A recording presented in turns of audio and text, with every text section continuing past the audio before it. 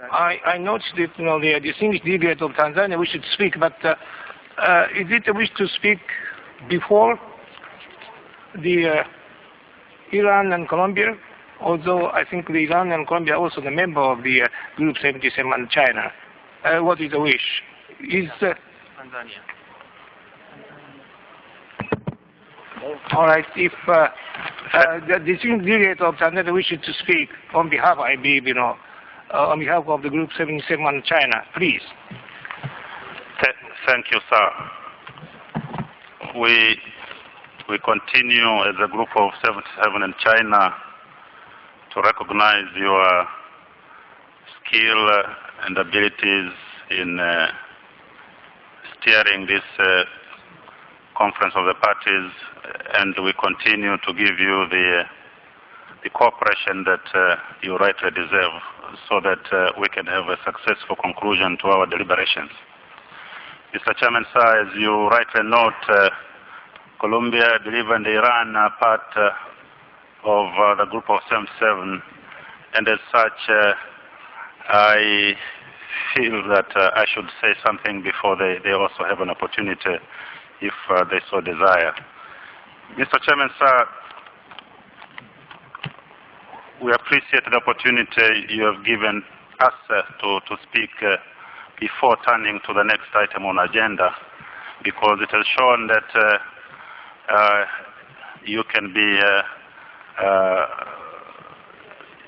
you are tuned with the principles of equity, particularly that you gave New Zealand all the time on earth to say all that they wanted to say. Mr. Chairman, sir, Mr. President, the convention has been built in a certain balance,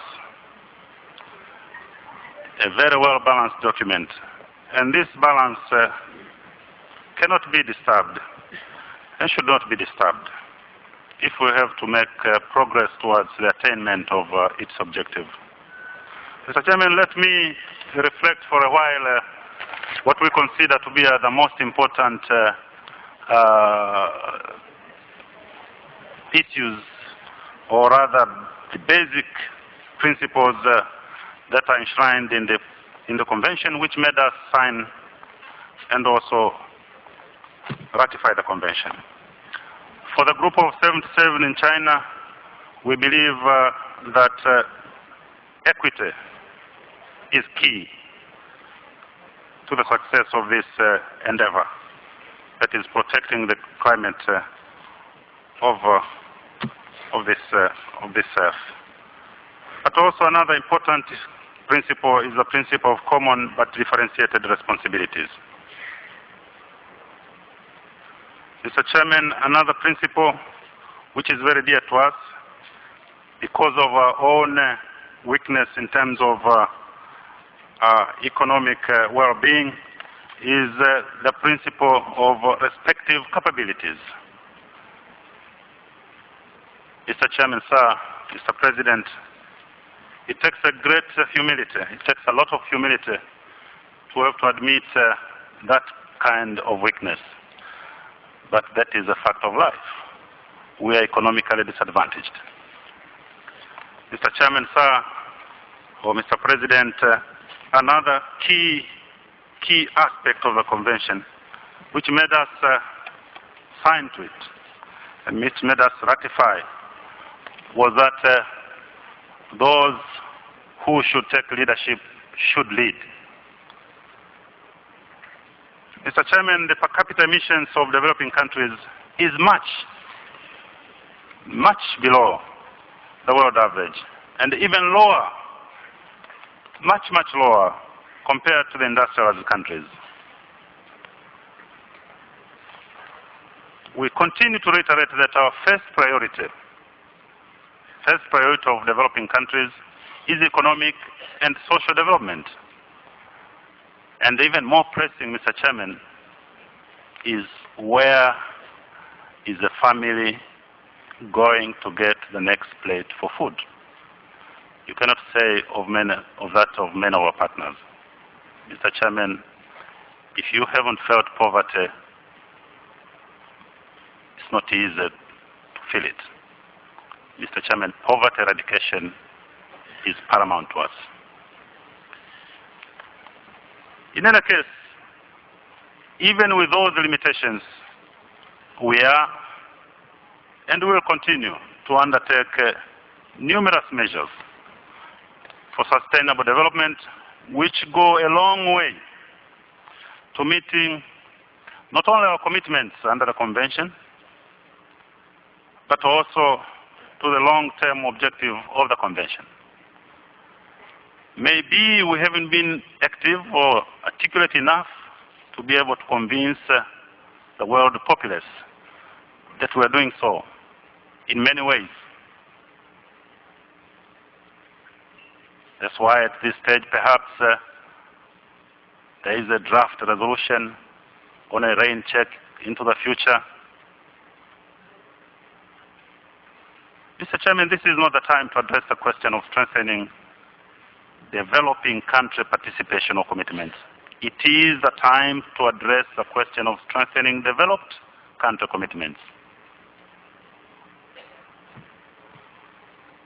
Let's not steer away from the core issues of why we came to Kyoto, to this very beautiful town and this great country of Japan. The success of Kyoto will be judged by the way we conclude the Berlin Mandate and not by any diversion from that mandate which we took on in Berlin. Mr. Chairman, Mr. President, sir, we are confronted here with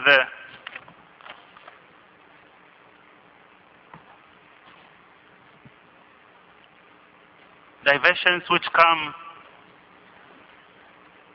in different languages, in different phrases.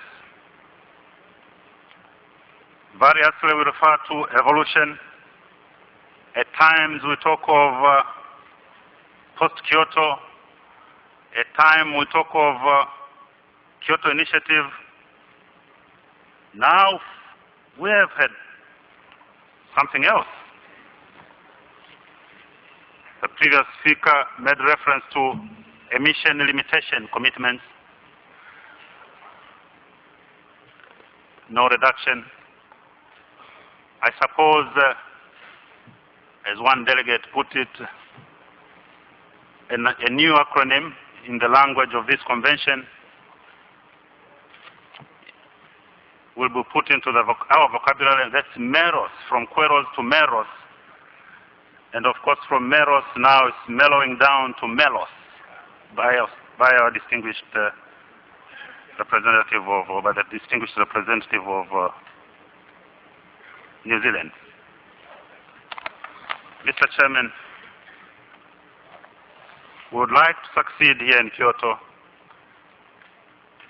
We will bend backwards to accommodate our negotiating partners, but perhaps we shouldn't look for scapegoats for an anticipated failure, because we are not going to be the ones to make the process fail. Let's not look for scapegoats. Let's not divert from the task ahead of us, and that is successful conclusion of the Berlin Mandate. As to the so-called amendment, or not amendment, draft resolution, I can only conclude by one single word. We say no.